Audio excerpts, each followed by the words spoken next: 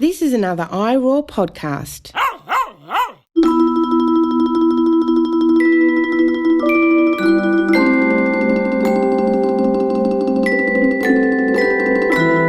Hello, I am Amelia Lees, and welcome to Season 3 of Think Like a Vegan, a companion podcast to our book, also entitled Think Like a Vegan. The first 2 seasons of my podcast have been so satisfying to make. I continue to learn from my splendid guests, and obviously I'm grateful to them. This episode starts Season 3, so it's you I want to spotlight for a moment. I'm grateful to you for listening. The response and listenership has been so much more than I imagined, with exponential growth between seasons. I set out to make this podcast because I wanted to think, talk, and write about topics we don't often hear about. And I wanted to provide a platform for a wide variety of vegan people we don't often hear from. And I'm really delighted this resonates with you. What's Season 3 going to be about? Well, once again, we'll take up some big issues spanning the gamut from palm oil to the longest undeclared war humanity has ever waged, to effective altruism and much more. Of course, I'll always hold up a mirror to the ills of capitalism, and we'll try to help all of us imagine a different way while we cope in the meanwhile. There's a lot going on this season. Stay with me.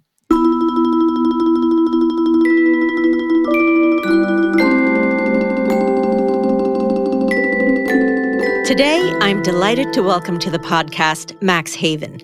His book, Palm Oil, The Grease of Empire from Pluto Press, is a dizzying narrative connecting palm oil's origins in West Africa to today's massive growing area in Southeast Asia, to colonial fetishism, looted treasures, the American system of mass incarceration, and more. It's a broad-thinking and imaginative book, while also being extremely informative on the history and production of palm oil. Palm oil is a contentious ingredient amongst some vegans, and it's a substance found in everything, from food to paint. Some consider it non-vegan because it harms orangutans. And while that's true, going beyond the plant properties to determine whether something is vegan is an exercise in muddled thinking. It singles out one species or one problem, when almost all the products made in our non-vegan capitalist world involve exploitation and often death. This doesn't mean we don't or shouldn't choose different things, but we need to keep our thoughts in order. Is palm oil a particularly more destructive product than any other? Maybe. So I avoid it whenever I can find it into the ingredients list.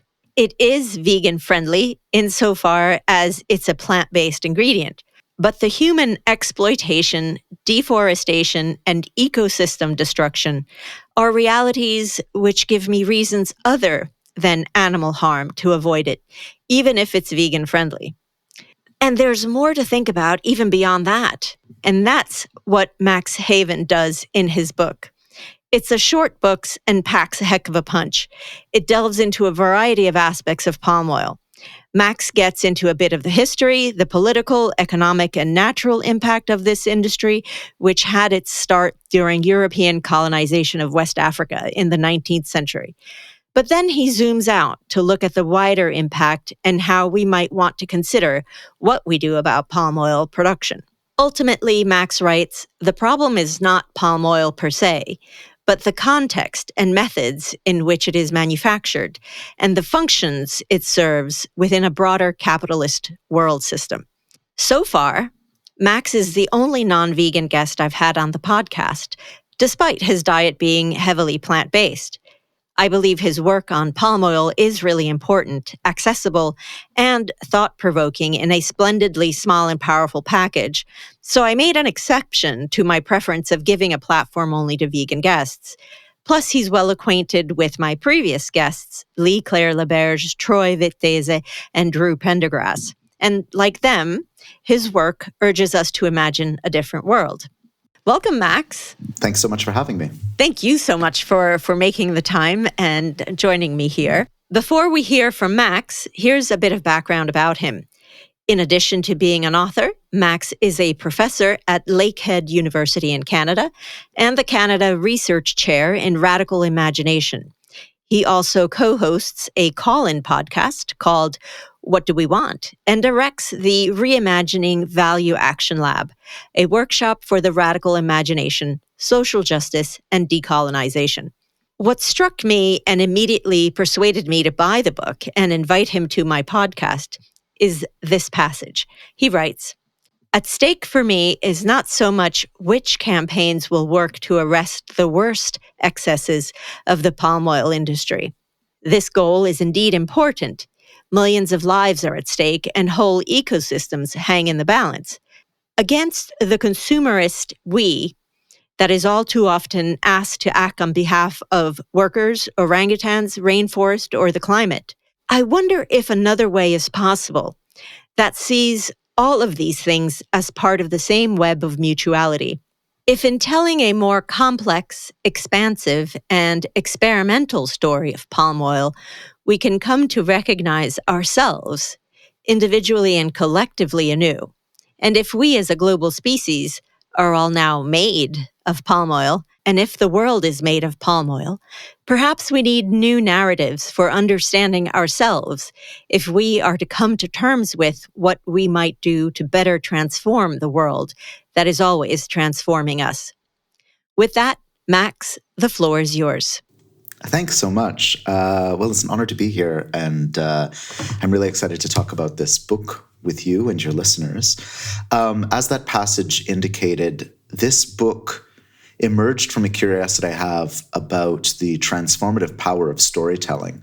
And of course, storytelling is one of our most ancient technologies as humans.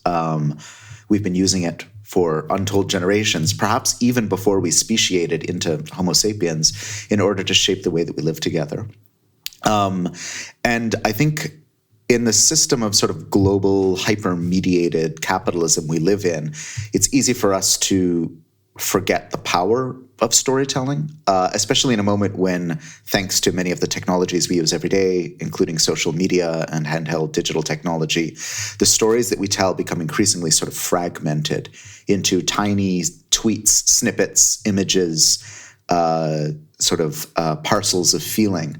But I think there is something to be said for trying to explore what it would mean to try and tell a better story of who we are in this moment and how we got here, and particularly who we are as a globally interconnected species, and a species that is in complex and often extremely violent forms of interconnection with other species and other forms of life as well.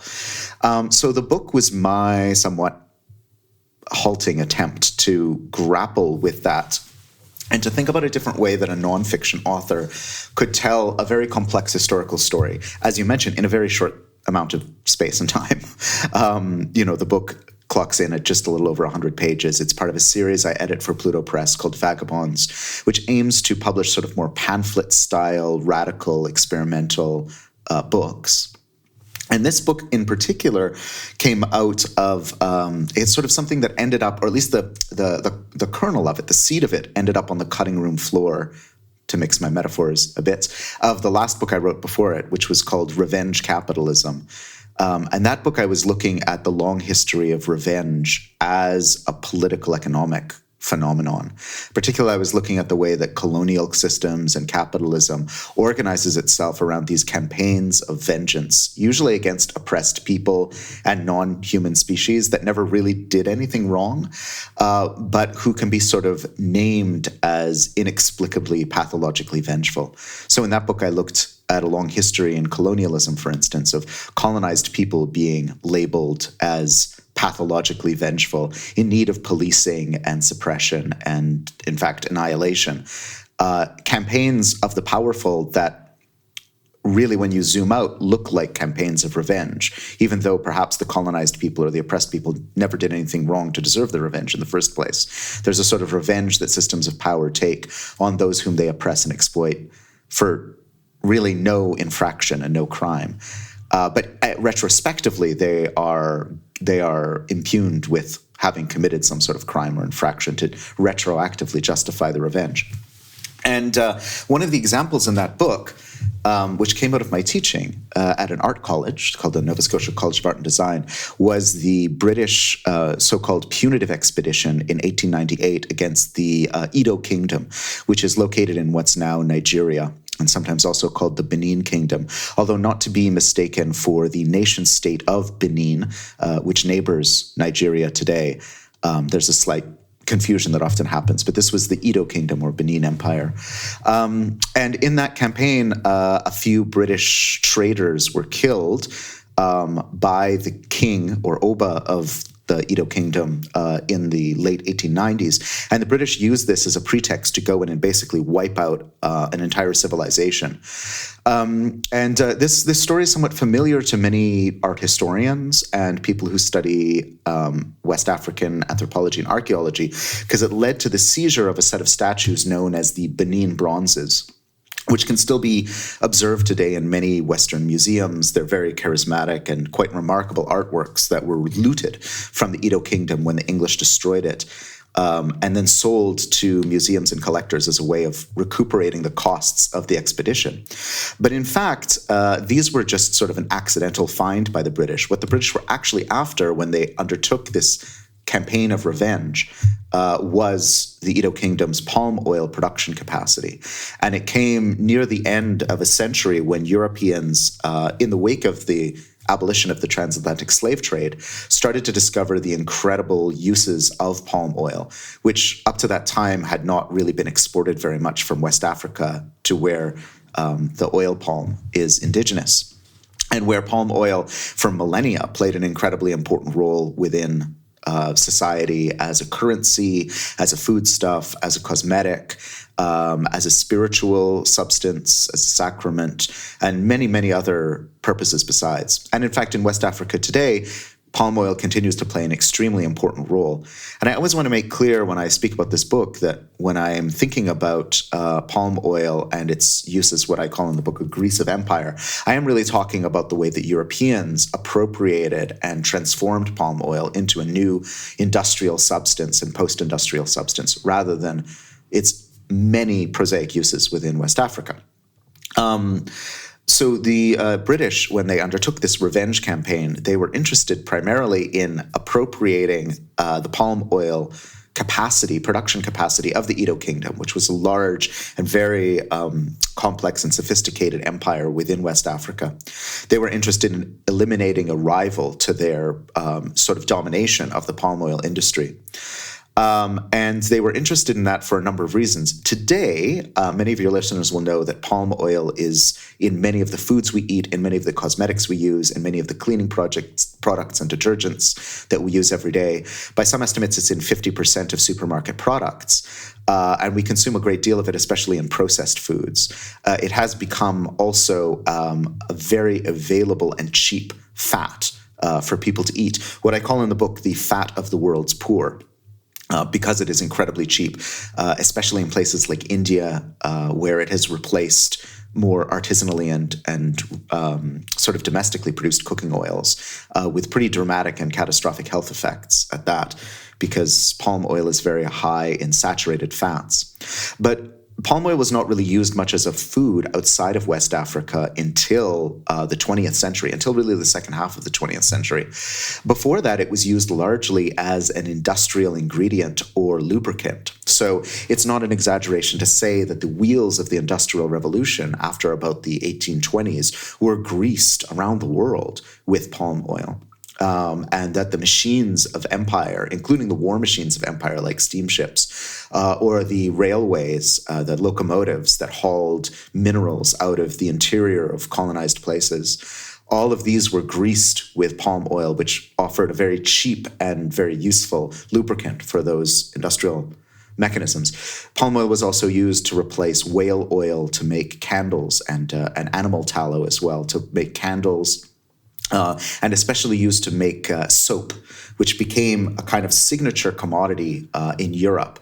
And European ideas of cleanliness relative to the alleged dirtiness of non-European people really has a lot to do with an aggressive advertising campaign waged by the soap industry, which was making their product out of this appropriated and stolen palm oil from plantations in West Africa and later Southeast Asia, in order to kind of propagate this idea that not only was empire bringing light and cleanliness to the world, to the darker nations, as Vijay Prashad has summarized them, but also that this idea of European cleanliness was akin to certain notions of racial hygiene that needed to be preserved, especially through the work of women.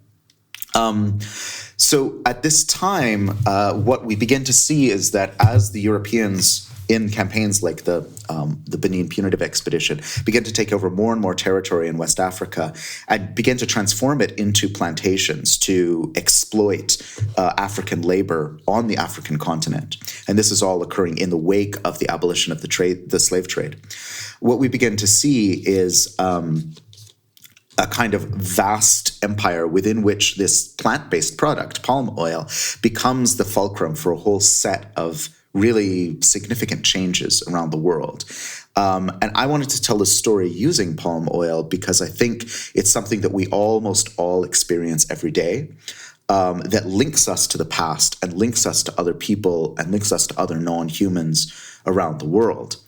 And ultimately, at the core of the book is a kind of horrifying question of how we ended up in a planet of human sacrifices, a planet where human and non-human life has become so drastically cheapened by these systems and structures of late capitalism that it would appear to someone standing on another planet like we have essentially, in the name of this godlike entity we call the market, justified and legitimated almost any cruelty we can imagine, but not a cruelty that is occurring with the kind of bloodthirsty religious fanaticism that Europeans have traditionally projected onto colonized and racialized others. There's a kind of indifference to the form of human sacrifice that is occurring today to both humans and also non-humans, that seems to just justify itself in the name of economic necessity.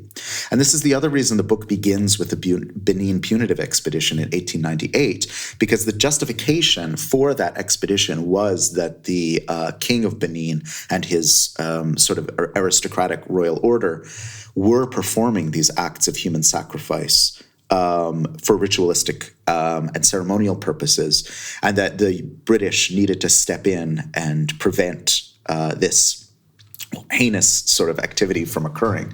And so in the name of stopping human sacrifice, essentially you had the British going in 1898 to perpetuate and sort of enact their own regime of human sacrifice, but, destroying the entire kingdom, essentially enslaving most of its population, seizing its incredible wealth, including its palm oil production capacities. This was all done in the name of preventing human sacrifice, and yet for me, this event also signals the shift towards a market-based kind of human sacrifice, and indeed, as I say, other forms of sacrifice as well.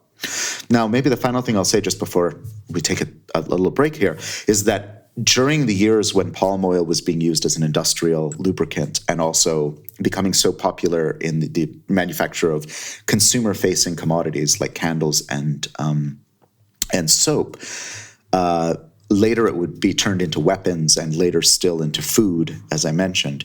But at that time when it was in soap and candles and also used in the manufacturing of tin cans, which were important for the global distribution of foods and the kind of colonial food system of the late 19th and early 20th century. At that time, the palm oil plantation was presented to the European public as an ethical alternative. So it was said that the palm oil plantations taught Africans the value of hard work and the structures of a modern society. They offered opportunities for missionaries to work among African people and convince them that their traditional life ways and spiritualities were devilish and needed to be eradicated. It allowed, allegedly, for African people to be educated in Western methods and ways. And so the beginnings of what today we see as ethical consumerism, the idea that the consumer in the rich country can, through their commodity practices, through buying and selling, contribute to the moral and sort of social justice uplift of the world, has these dark origins in the processes of colonialism and imperialism. And to me, in this book, what I'm trying to show is that some of these forms of ethical consumerism are in fact just the flip side of these systems of sacrifice. They're almost the alibi or the kind of inverted image. And this is why in that passage that you kindly read at the beginning of our discussion today, I sort of want to suggest that if we truly want a world that is replete with justice, a world that we all deserve, a world that we live in peace and relative harmony with each other and other forms of life, we need to move beyond the idea that the consumer is the most important way of understanding our agency in the world. We need different and more complex forms of solidarity. We need to understand how we are bound up in that web of mutuality that connects us all on a finite planet with very fragile lives and histories. We'll pause for a musical interlude, after which we'll return with more from Max Haiven. This is a clip from the tune Hit by Flowers Must Die, a space rock revival band from Sweden, led by Rickard, who also owns and runs Downs, London's Swedish vegan cafe and one of my top 5 recommended vegan spots in town. And no, this is not an ad.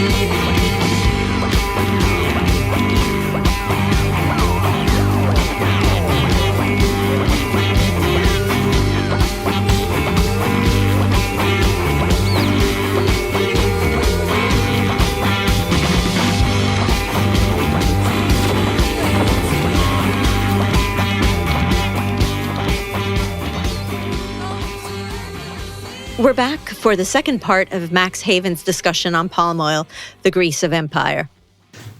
So, as I mentioned, in the 19th century, palm oil, once it had been extracted from West Africa, was used in the manufacture of these kind of signature industrial commodities, not only in terms of machine grease, which was very important to all sorts of industrial apparatuses and extractive apparatuses, but also soap and candles. But one of the things I trace in the book is also the appearance that palm oil made in the kind of weapons of European colonialism and imperialism. So this included the grease that, for instance, lubricated steamships, which allowed European explorers and troops to move farther and farther up rivers and estuaries to take over more and more territory in the interiors, ushering in a new form of sort of 19th century and early 20th century imperialism, where European powers would sort of take direct control over territories rather than controlling them from the coastal trading ports that had before this largely been the case, especially in West Africa. And then this also allowed for the further invasion and colonization of countries in Southeast Asia, which today remain the world's largest palm oil exporters. Indonesia and Malaysia together export about 80% of the world's palm oil. But in addition to things like steamships, palm oil was also sought after for the manufacture of new and complex gun oils that could allow things like the machine gun to operate in tropical and jungle environments. And also importantly, a source of the glycerin that would be combined with various forms of nitrate to produce gunpowder and also dynamite. Dynamite was, of course, extremely important in order to blast open rock faces, in order to get the minerals inside mountains or earth. Around the world, it was very important to create railway tracks that could bring commodities from the interior of colonies to the ports. And of course, it was a devastating weapon of war as well, which continues to be used to this day in all sorts of theaters of combat. Also, palm oil was used in the production of the weapon, the sort of notorious weapon that still bears its name, which is napalm, which was sort of the quintessential weapon of later 20th century colonialism and imperialism, used with such devastating effect in the Vietnam War, the American invasion of Vietnam, and particularly used as a way to not only torture and destroy people and communities, but also to sever the connection between people and communities and the more than human or natural world around them, because the sort of jellied gasoline of napalm would create, massive deforestation and destruction of all sorts of animal life. So palm oil again reappears here, transmuted into this imperialist weapon of war. The book ends really with palm oil as we understand it today, again, in 50% of our supermarket products. But I think what's really interesting is that with one exception, the vast majority of palm oil products are marketed towards the world's poorest people. So as I was mentioning, palm oil is the cooking oil of choice for incredibly poor people in the Indian subcontinent, in China, in Latin America increasingly. And it has displaced other forms of oil, which are often more healthy as a foodstuff or more healthful, but also have replaced whole industries producing other forms of oil, whether it's mustard oil or sunflower oil or other food oils, because of its incredible cheapness and the fact that it is being manufactured on these massive plantations, largely in Southeast Asia, but increasingly around the world as well. Palm oil is quite unique in the way it grows and how it produces oil. It takes a long time for a palm oil to reach fruit-bearing maturation to be able to extract the palm oil. But when it does, and you have to give the palm oil industry credit for this piece of propaganda, it does actually produce more edible oil per acre than any other plant. So it's quite a remarkable plant. And also that oil, because it's very high in saturated fat, retains a sort of semi-solid state at room temperature, which means it doesn't need to be hydrogenated to be put in replacements for animal fats, whether lard or butter. And this brings us to maybe the exception, which is relevant to your listeners perhaps, of where palm oil is marketed. Most of the time it's marketed simply because it's cheap, but in a lot of products that are labeled as vegan, palm oil makes an appearance because it has that very satisfying fattiness of a fat that's high in saturated fats. And it does have these kind of almost magical alchemical properties to retain its shape and its mouthfeel at so-called room temperature. That's meant that a lot of products that are now marketed as vegan have palm oil in them. But of course, like many products that are marketed as vegan, it's only vegan at a kind of skin-deep level. I mean, if you look at the kinds of deforestation that are occurring in the palm oil industry and their effects on animals, it is drastic and perhaps worse than almost any other industry, with maybe the exception of the factory farming industry. I mean, the destruction of what some researchers call charismatic megafauna, especially like orangutans, is widely publicized. But the destruction of birds, the destruction of insects, the destruction of all sorts of other forms of life in the tropical rainforests that are destroyed in the name of palm oil production is horrific in its magnitude. And the climate change effects are also incredibly drastic as well.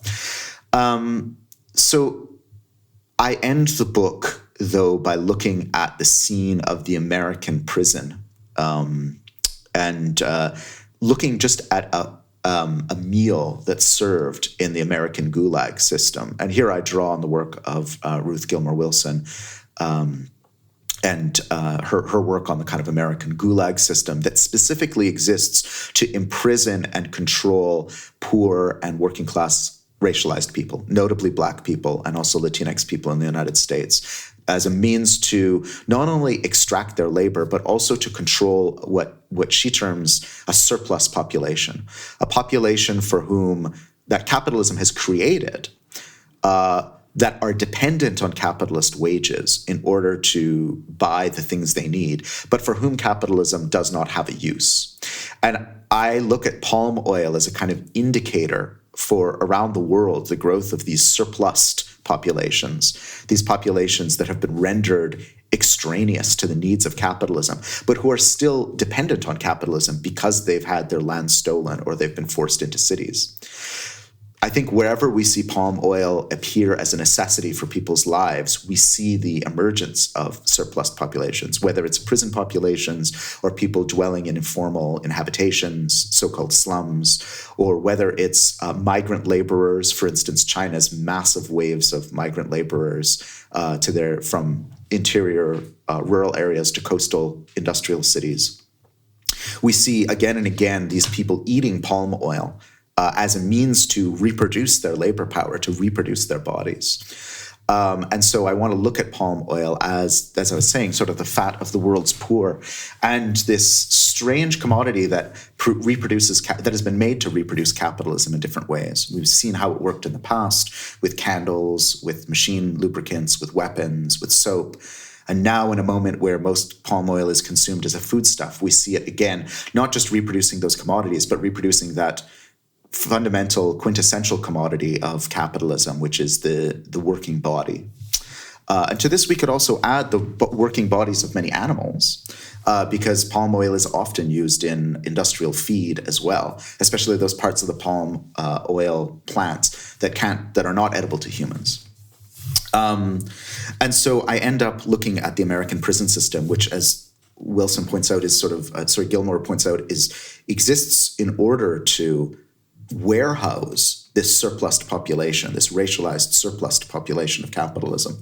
And if you look at the meals that prisoners are fed in those facilities, they're basically completely made out of palm oil. You have highly processed bread products that include palm oil in them, as well as enriched wheat flour, bleached, of course. You have processed meats that contain a great deal of palm oil, and we can probably imagine that the animals that were transformed into those meats also were probably fed diets that had palm oil in them. We have American processed cheese, which has a huge amount of palm oil in it. Spreads like processed peanut butter or Nutella that have a lot of palm oil in them. Baked products like Twinkies or cookies, industrially manufactured cookies, which are high in palm oil.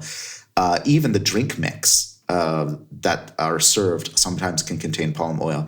And so you basically have a whole population that's surviving on palm oil. And then at the same time, I look, and that's part of the book, at the emergence of the ramen noodle as a currency within American prisons. These are, those prepackaged noodles that people eat. They are also very high, usually in palm oil, not always, but very frequently. And so I look at that also as a means of kind of complex means of survival, because of course the meals that American prisoners are served rarely meet their nutritional needs as well. Ultimately, I think this book, Palm Oil, The Grease of Empire, is fairly grim. I don't know if there's a way of telling the story of palm oil in a way that's optimistic, and I didn't really force myself to try. I'm a bit suspicious of books that try and offer you a silver lining at the end. I think often that move cheapens the critique. But I do think that what I wanted to try and arrive at in that book is a sense that, like, what palm oil teaches us, if we think about it, is that we are a globally interconnected and interdependent species. All of these things I've just spoken about, they've really only occurred in the last 200 years, have wound the planet together in, again, this web of mutuality from which we can now not escape.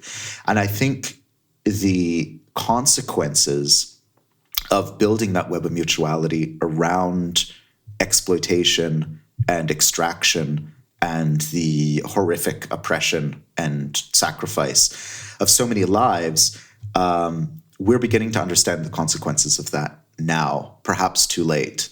But it does mean that we have not just the intellectual resources, but the actual materials around us that would allow us to think about ourselves anew as a globally interconnected and interdependent species, interdependent with other species as well.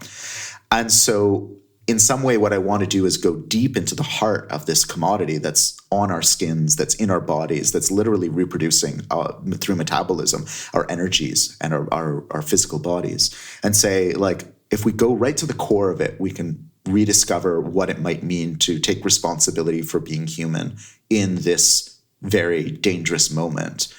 And maybe there's a place there to start a work of rethinking what it means to live together in a better way.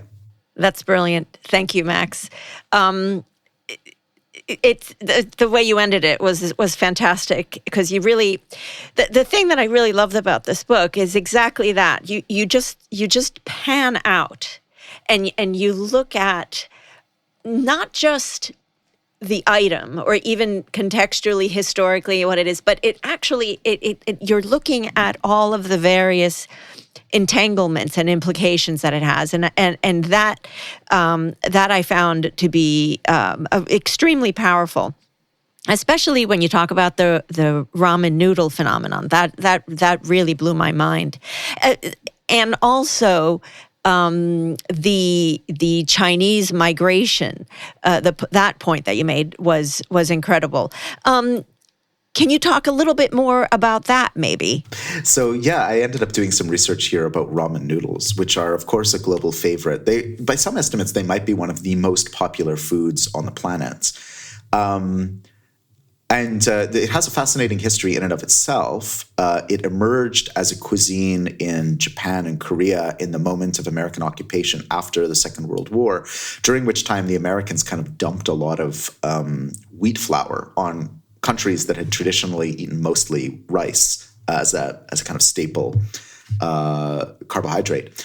And so people sort of figured out how to adapt noodle techniques to making these ramen noodles, and then started to prepare these kind of soups that could also be made with whatever was available at the time.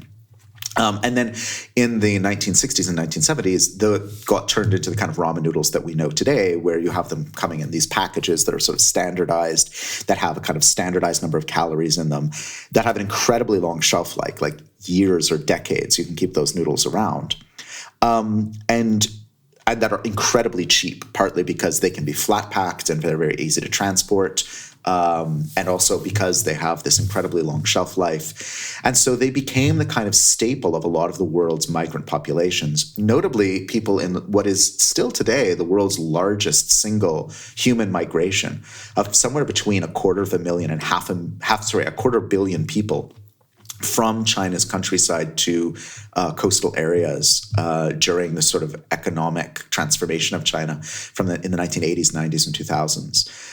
And so the ramen noodle kind of became indelibly associated with these migrant workers who would often be living for most of the year in dormitories with very minimal facilities, who'd be trying to save most of their money to send back to their family in rural China.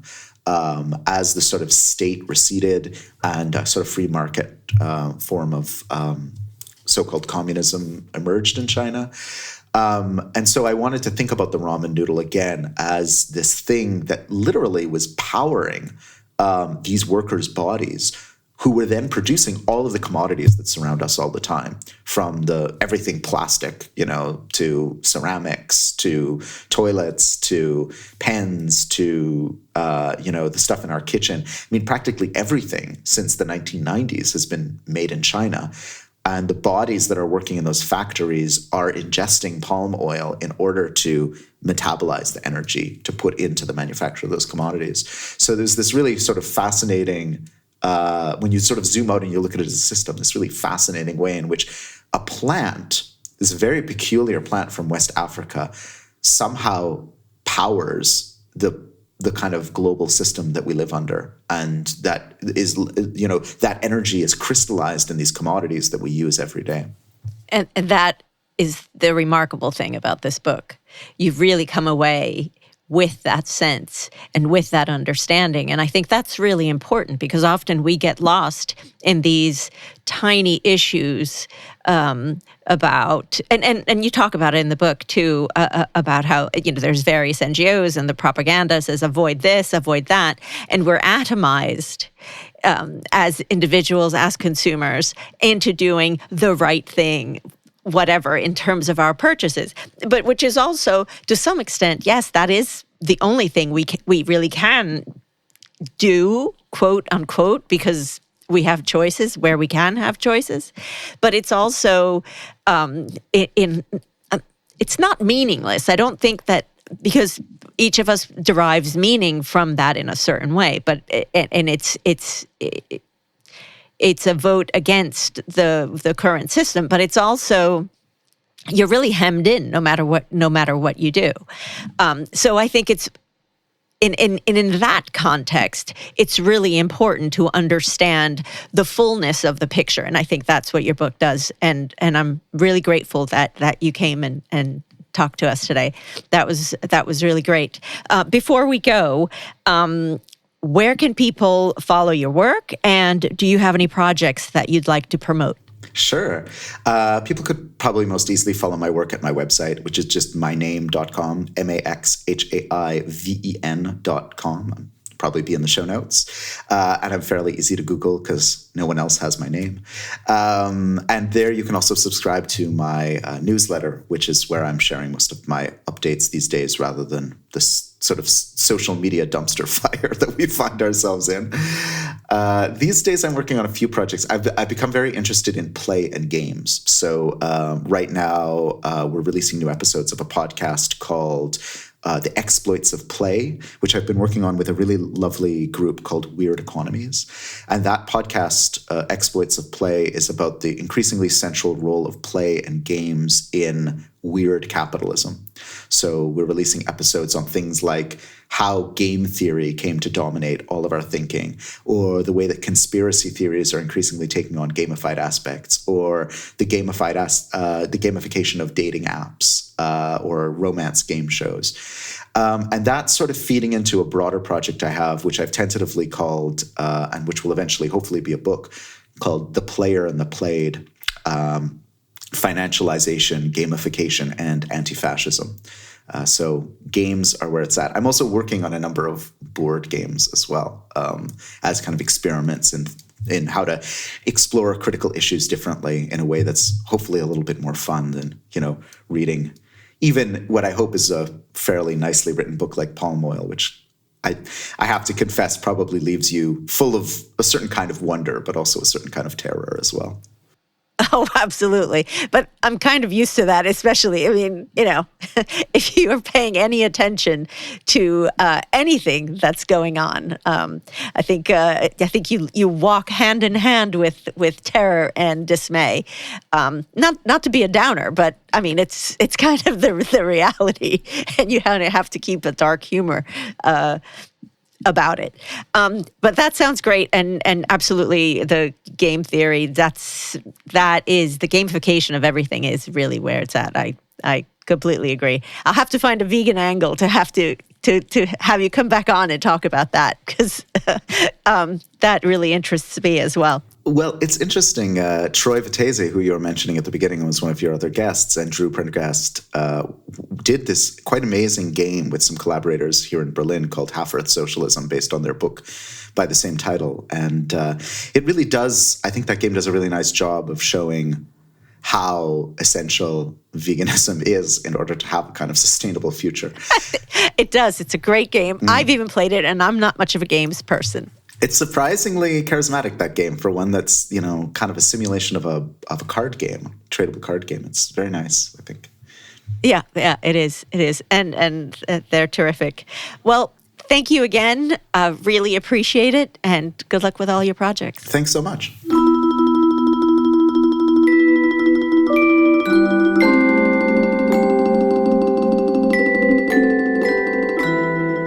I started this season with something which appears to be one single thing, an ingredient, but in reality, it's entangled in so much more. I believe it's important to see how things fit together. And I suppose this idea of looking at things in the context of how our non-vegan capitalist world works is what has developed as the overarching theme of this podcast. I hope each guest who enlightens us on specific topics inspires us to think about not just about the particular issues they talked about, but about what kind of world we want to live in, and how. We tear things up when we go round. We burn things up when we go round. We speed things up when we go round. That's it from me, Emmy Leese. Thank you for listening. Remember, you can get in touch by email at thinklikeaveganbook@gmail.com. You can find more of my work and upcoming events on my website, emilialeese.com, and on social media. Subscribe to this podcast, share it with others, and leave us a review. And buy a copy of Think Like a Vegan anywhere you buy books and audiobooks or request it from your library. Production credit goes to Jim Moore of Bloody Vegans Productions. Theme music provided by Jenny Moore's Mystic Business from the eponymous album. The opening tune is Flashbacks, and we close with Tear Things Up. The interval music is by Flowers Must Die.